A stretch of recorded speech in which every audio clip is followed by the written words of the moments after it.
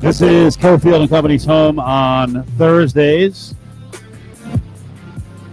It's part of our 2021 partnership with Silver Sevens. Thank you so much to the folks here. I know Angel appreciates it. I do. Candy, Ari. We're on the floor, hanging out by the Corona Cantina, getting ready for some NBA and NHL action. Going down here in the 5 o'clock hour. You can bet it over across the way at the William Hill Race and Sportsbook. Sterling Spoon Cafe is open. Rack of ribs. Doesn't look like we just talked about last hour. We were talking about some rack of ribs that was posted on Twitter. It's up on ESPN Las Vegas Twitter account. Nightmare. This is all sauced up and good coloring. Silver Spoon Cafe has got the full rack of ribs for $17.77. You can also come on Mondays, special lunch special from noon to 2. You got the $3.77 old school Vegas. Get the spaghetti and meatballs at the Sterling Spoon. It's a great place to hang out. Get on down here. Silver Sevens on a Thursday. Battleborn Injury Lawyers presents the Big 5 at 5. Number 5. And we do advise you to join A-Play, their players club, where when you sign up, you can get up to $77 in free play right off the bat, and it'll also get you all those great specials at the restaurant. All right, big news in the NBA. More coaches going bye-bye. This time, though, not a firing. Man, the last couple of days, Candy, very dramatic for the Dallas Mavericks. Today, Rick Carlisle walked. If I'm correct, I think he sent his goodbye thanks note from like his notes on his phone, which is interesting. We'll get to that. And this, it seems to be stemming from the pro gambler who made allegedly a ton of money on the NBA, who was brought in by Mark Cuban. Whispers were that he's kind of taken over the organization and turning people off. And even Luke is like, screw this guy. I guess Cuban has chosen his side. It's pretty clear, isn't it? Mark Cuban has, in many ways, handed over his franchise to a guy with no experience running a franchise. And now Donnie Nelson, the VP of basketball ops, who left yesterday, and Rick Carlisle, who coached the team for the better part of 13 years, left today. And this all goes back to the article in The Athletic that came out a few days ago. Actually, JVT and I talked about it here on Monday, about the dysfunction inside the Dallas organization. Now, mind you, not the first word we've heard of dysfunction. And when I use dysfunction, I'm using it in a very loose way because sexual misconduct was the dysfunction I'm talking about from earlier that we've heard about in Dallas. But Mark Cuban and Bob Bulgaris, Harlabob from Twitter, well, Bulgaris seems to be the guy who's won in the power struggle when it comes to the Dallas Mavericks, because we heard Rick Carlisle was having Bulgaris scripting rotations for him, scripting usage patterns for him. Rick Carlisle's been an NBA head coach for a long time. Man, 61 years old. He played in the league. So it seems like maybe Rick Carlisle saw Donnie Nelson go, said in his note that he had talks with Mark Cuban, decided he wouldn't even want to be there anymore. Rick Carlisle's going to have a job next year. I mean, this reeks of, hey, there's something waiting for him. You know, we know there are jobs open. I mean, frankly, I think there's going to be some more jobs open. Does Budenholzer survive in Milwaukee if they don't get out of the series? He shouldn't. Right? That could be a match. I think that would be a great match, by the way. I'll ask you on the, you said it's going to be a great match? Carlisle to Milwaukee, if Budenholzer doesn't make it, yeah, I think that could work well. All right. As a gambling guy and analytics guy, I don't want to see people, forced out of an organization. Isn't this a proud moment for all you guys? That gambling dude, analytics dude, is taking over an NBA franchise? Ah, yes, the monolith of analytics, the straw man. You guys are all the same. You all over. It is, yes, analytics, the Stay Puft Marshmallow Man, stomping through the streets of your city, coming to take over your franchise with usage rates. We are going to get you. No, it's not a victory. Was that fresh material, or have you used that somewhere else? Because it's actually that was on the spot. Like I just had this vision of Stay Puft Marshmallow Man coming through the streets of New York City, coming to stomp on James Dolan. I mean, I do now. That's not fresh. I do actually have that dream regularly. But through downtown Dallas, here comes the Stay Puft Vulgaris coming to stomp on Rick Carlisle and send him out of town.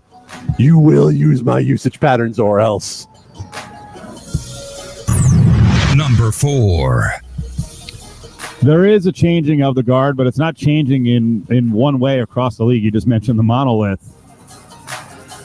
Listen, Cuban's I'm sure their choice is going to be really interesting based on analytics guy, gambling guy, and who he thinks should be the head coach.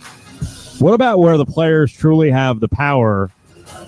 Are you surprised that now it's coming out, hey, Van Gundy is gone from Pelican Land, and the guy who has a lot of influence there is barely in the league? Does Zion have?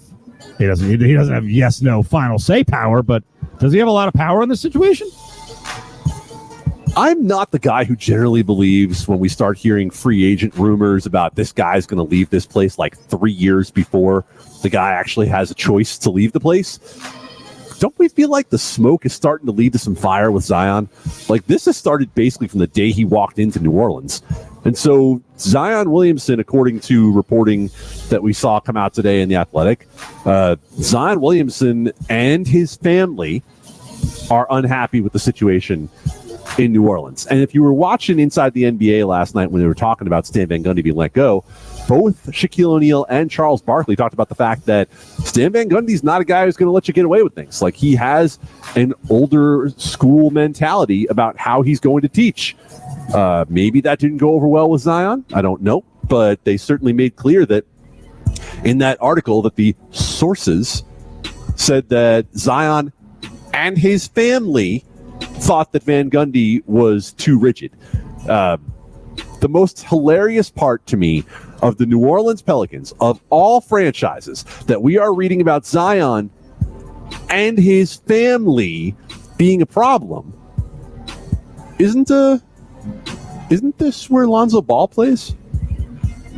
Wasn't this supposed to be LeVar Ball, who was the real problem when it came to families influencing the franchise? I thought LeVar Ball was the one who was going to take the whole thing off the path. But apparently it's Zion and his family who have issues. Cofield, has your family ever shown up to the Lotus Studios to complain about how you've been treated at work?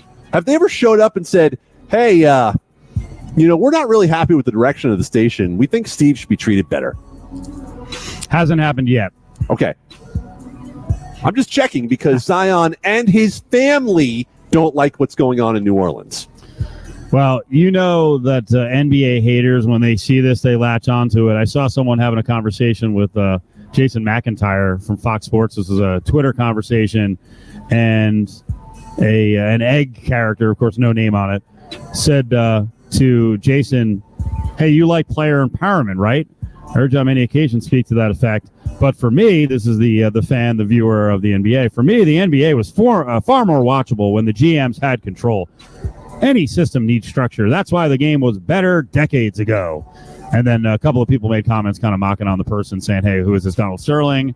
And then the person responded, well, I guess you had to be there in the 80s and 90s to know what's going on. And I almost never respond to blindly to posts, but I was like, I was there in the 80s and 90s. You're full of it.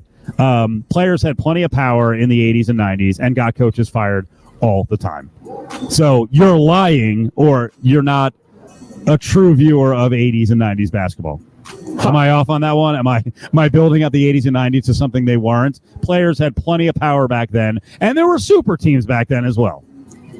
They absolutely had power. They weren't super teams in the vein that they are now in terms of how they're built, but also let's call it what it is. So it used to be better before these players, before these people had more control over their workplace. It used to be better when the guy in charge could just tell them what to do. Okay.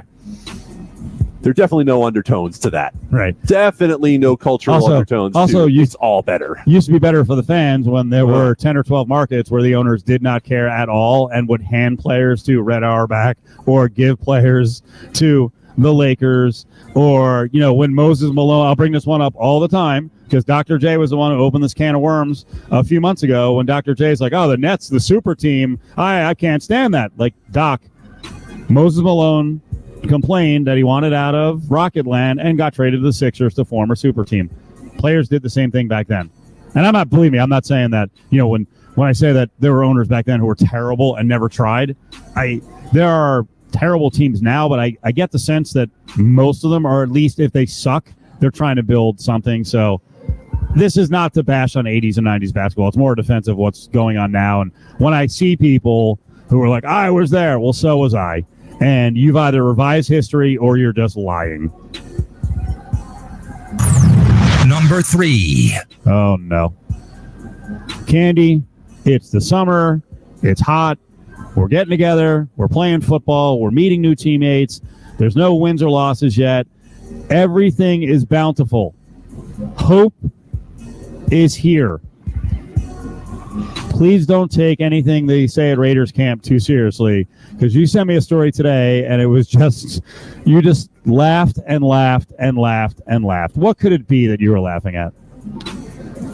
Now, for those who don't know, when we're exchanging ideas before the show about, maybe we'll do this or maybe we'll do that, usually we'll send a little description along with the story that we send. And I mean, today I might have changed it up a little bit, and I might have just written ha ha ha about 30 times when I sent this. So, okay, you tell me if you think I'm off base on this one. I thought I had it right. Yannick Ngakoue, the big free agent pass rush signing for the Raiders, had one of his media availabilities at camp yesterday and said that not only can they be, but they are one of the best pass rush duos in the NFL with him and Max Crosby. Let me repeat that. Wait, hold on. This is what Candy sent me.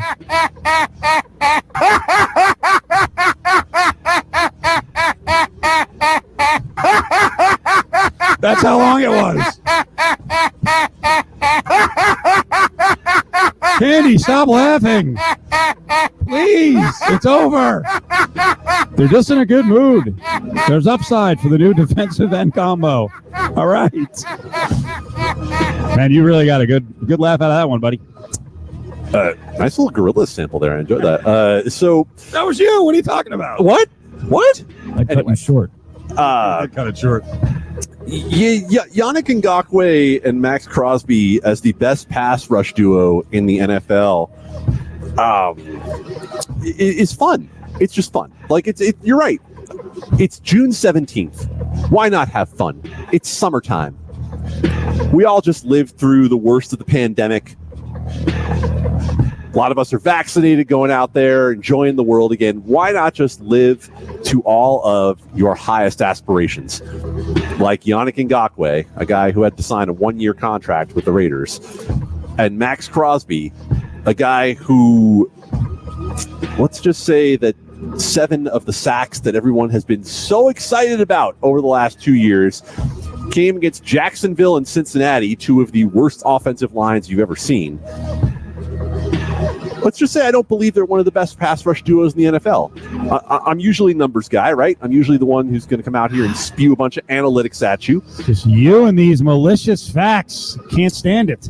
Pass rush grade for Yannick Ngakoue the last 3 years. That was last year. From Pro Football Focus. 3 years. It's 3 years. It's old news. 3 years. 76, 77, 74. His last grade above an 80. And mind you, these are grades like you got in school. His last grade above an 80 in pass rush was in 2017. His Pro Football Focus grade has fallen each of the last 4 years. He has been with 3 teams, now make it 4 in the last 12 months. Look, they weren't using him the right way. No, Gus Bradley will. Maybe this turns out great for the Raiders. But what is the benefit at this time of year, other than giving us material? What is the benefit of Yannick Ngakoue going out there and saying that he and Max Crosby are one of the best pass rush duos in the NFL when there's absolutely no evidence to back that up? When the Raiders pass rush with one of those 2 players last year was so abysmal that it was everyone's number one priority to go out there and sign a pass rusher. So I hope Yannick Ngakoue gets back to the form that he last showed roughly in 2017 in Jacksonville, because the Raiders will be a better team for it. And contrary to popular belief, we don't want to talk about and cover teams that suck. Trust us, it's not fun. It's not a fun fan base. It's not a fun locker room. No one wants to be around teams that suck. But this Raiders team has a hell of a lot to prove when it comes to the pass rush before Yannick Ngakoue should be getting up there and talking about them being one of the best. Show me, don't tell me. These things happen during the off season when new people come to the program. Folks get excited. They want to get hyped up. I will take you back. I don't even know what the year was. I'm guessing probably 2014. Jelon Kendrick, upon being added to the UNLV roster, which had a lot of talent, did throw out there that, hey, this group is good enough to win a national championship. He was excited. How old was he was excited. How old was Jelon Kendrick? I don't know. College. Five at that point, probably 6 years younger than Ngakoue is now. Yeah, Yannick Ngakoue is 26 years old. He's been in the league for 5 years. He knows better. Look, you want to say it and hope it comes true. That's great. By the way, also, can we pour one out for Cleveland Ferrell, who I thought the number 4 draft pick was part of this pass rushing rotation? Did Yannick Ngakoue just permanently shove Cleveland Ferrell to the inside? Or is this not a pass rush trio? This is only pass rush duo. Is this an A and B conversation and Cleveland Ferrell can see his way out? Number 2. By the way, I do want to correct the quote. It was 2012 from Kendrick. He said, I've become a better person. My goal at UNLV is to help them win a national title. That's all. Super close. Super close. It was close. He didn't guarantee a national title. Help him win a national title. That was a lofty goal at the time, and you know how coaches feel about that. Oh, listen, if you want to come out there and say, hopefully by the end of the year we're one of the best pass rush duos in the NFL, go for it. But no. Number 2. Wow, already putting the pressure on you. Number 2. I was annoyed last night. Golden Knights lose. The beach balls all deflated. Where were the glow sticks? Where were the Raiders to crank the opening siren? Usher, superstar. By the way, Ari's working on him. We should get him on Cofield & Company in the next 2 weeks. What do we do when they get back to the fortress? We go 25 beach balls, and Ngakoue comes back for a second try on the siren. A lot of jinxes last night, Candy. A lot of jinxes. Had nothing to do with the performance on the ice. It was the setup. I'm not sure I feel comfortable with the guy who sang "Let It Burn."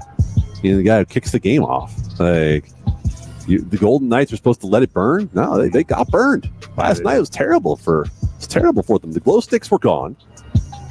The atmosphere before Game 1. I thought that was great. I love glow sticks. I love glow sticks.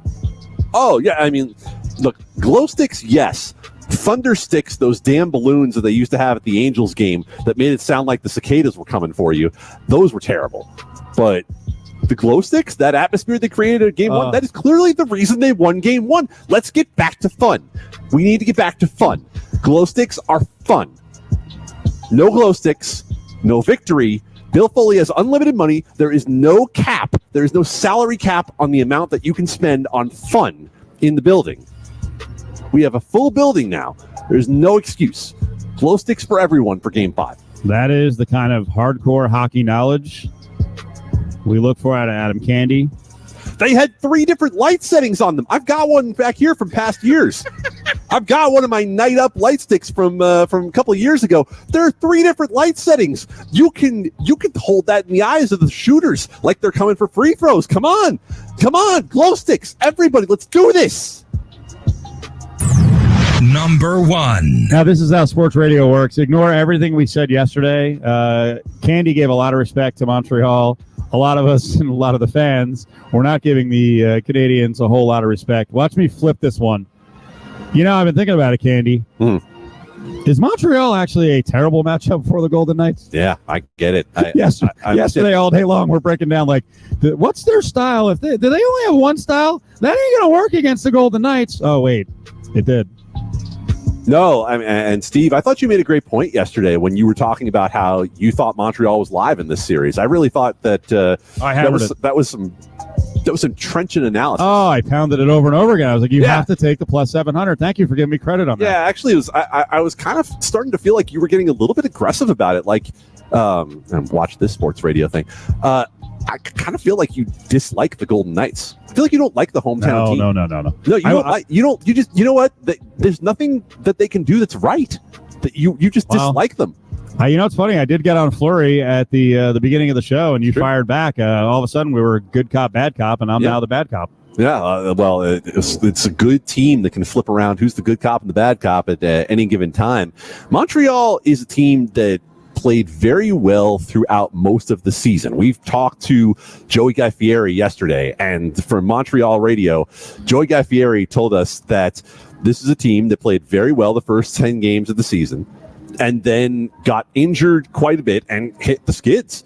And then they also, after that, had to deal with a huge COVID pause that forced them to back a whole bunch of games up at the end of the season. They sort of snuck their way into the playoffs as the number 4 seed. Well, guess what? Here they are as a team with elite goaltending, as a team that plays a pretty good puck possession game, although the Golden Knights' numbers have been better than them through 2 games. But it's a Montreal team that we said yesterday is not as good as the Golden Knights, but is not nearly as bad as the price suggested. We were talking about it before the series and said, is Montreal a team that should be plus 375, a team that had won 7 consecutive games, that had defeated the Toronto Maple Leafs after being down 3-1? No, absolutely not. That being said, I'm not about to carry this hype train all the way over the cliff. It's a disaster if the Golden Knights lose this series. They have this handed to them.